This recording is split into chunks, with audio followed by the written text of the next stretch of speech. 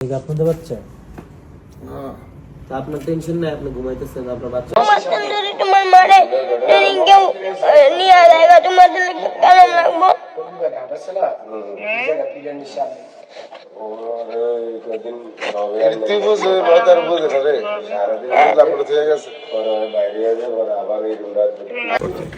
রাত বাজতেছে 2টা, মোহাম্মদপুরে কাটা সুরে চলে আসছে। ওর বাসা হচ্ছে এখান থেকে প্রায় কত কিলো হবে, 2-3 কিলোমিটার দূরে। তো ওর বাবারও কোনো হেডেক নাই, আর ওর মা হচ্ছে মানে দুইজনের ডিভোর্স হয়ে গেছে। ওর বাবার নতুন সংসার, এখানে আরেকজন আছে, আরেকটা ছেলে আছে, আবার মায়েরও নতুন সংসার। এখন ওর বাবা নাকি ওর মাকে বলছে ওরে কমলাপুরে পারলে ছেড়ে দেন, রাগের মাথায় বলছে। আর ওর মারে ছাড়া ঘুমাইতেছেও না, খাইতেছেও না। এদিক দিয়ে মাও নিতে রাজি না, বাবাও নিতে রাজি না। ওর মায়ের সাথে কথা বলছি, যে রেকর্ডিংটা আপনারা শুনেন। মানে আপনার কথা, মানে আপনার কাছে যদি ও মাইরও খায় তাও আপনার কাছেই থাকতে চায়, বুঝছেন? আমার গালি কয় মানেগা অনেক অনেক অনেক গুডনেস মা কোলে ওরা নাই, আমি দেখতে পাই না।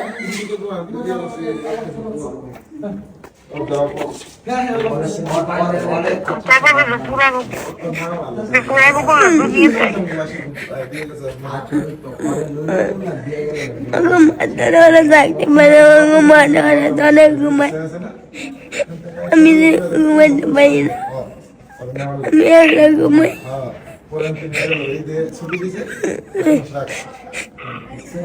আপনারা স্বামী স্ত্রীর মধ্যে যাই হয়েছে নাই হয়েছে, আপনিও একটা বিয়ে করছেন, আপনার যে প্রাক্তন স্বামী ছিল উনিও বিয়ে করছে। আপনারা নিজেদের শান্তির জন্য, নিজেদের সুখের জন্য একটা দুধের বাচ্চা যে একটা ফেরেশতা, ওর একটা জীবনটা নষ্ট করতেছেন এমনি কইরা।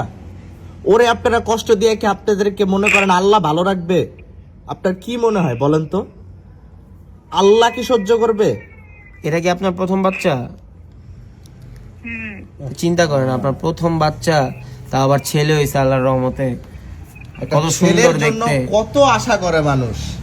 ও খাইতেছে না আপনার জন্য, আপনি কিন্তু ঠিকই দিব্যি ভালোই আছেন। কিন্তু কথা হচ্ছে, তোমার মাও তোমার রাখার জন্য অনেক চেষ্টা করছে, সে রাখবে না, সে তার নতুন সংসার নিয়ে খুশি আছে। তোমার বাবা, এই দাও তোমার বাবার কাছে আমরা 1টা-1:30টার দিকে আসছি। তোমার বাবা ঘুম থেকে উঠা বলছে ও তো প্রতিদিনই যায়। তোমার মায়ের টানে তুমি যে বেরো, তুমি তো আসো মোহাম্মদপুর, তোমার মা সেই শরীয়তপুর, তুমি হাইটা তো শরীয়তপুর যাইতে পারবা না। 3 দিন লাগে যাইতে।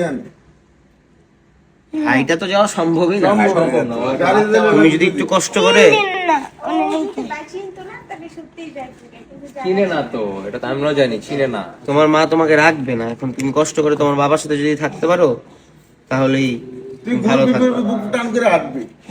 তোমার বাপ আছে, তোমার বাপের বয়সটাও কম, তোমার টাকা পয়সা দিয়া তোমার উচ্চ শিক্ষিত করবে, তখন তুমি তোমার মায়ের কাছে যাও যে স্কুলে ভর্তি করুম নি ক স্কুলে পড়বা। তোমার আব্বু তোমার মাদ্রাসায় পড়বো, বলো মাদ্রাসায় পড়বো। তোমার কি লাগবে না লাগবে তোমার আব্বু বলতে স্কুলে পড়ো। মাদ্রাসায় যাই ব্যাপার। আসলে এই বয়সে মায়ের আদর ছাড়া তো সম্ভব না, বুঝেন নাই? আপনিও তো জানেন, আমার ক্লাস 7-8 পর্যন্ত আম্মু আমার সবকিছু টেক কেয়ার করছে। তো ও তো এটা মানতে পারতেছে না, ওর মায়ের কাছে ঘুমাবে। এটা তো কি আর বলবো, কিছু বলার ভাষা নাই। এরকম কাহিনী দেখলে আসলে অনেক খারাপ লাগে। তা আমরা এই যে থানা পুলিশ করছি, থানায় গেছি, ওখান থেকে এসআই আসছে। তো ওই যে দেখেন, ওর দায়িত্ব ওর বাবাও নিবে না, মাও নিবে না। বাবা নিতে রাজি, কিন্তু মায়ের আদর ছাড়া আসলে ও থাকতে পারতেছে না। আপনারা জন্ম দেন, কিন্তু দায়িত্ব নেওয়ার বেলায় একটা ছেলেরে মানে ফালায় রেখে আপনারা নিজেদের লাইফ নিয়ে বিজি থাকেন। যে তোমার দায়িত্ব নিতে চাচ্ছে না, তুমি তার কাছে যাইতে চাইতেছো। তোমার মা তোমার দায়িত্ব নিতে চাইতেছে না, তোমার বাবা চাইতেছে। বাবা নিজে যাইতেছে, বাবার কাছে থাকো। চেহারার দিকে তাকাও। তুমি করো না। তুই কি করতেছিস? আচ্ছা, বলবি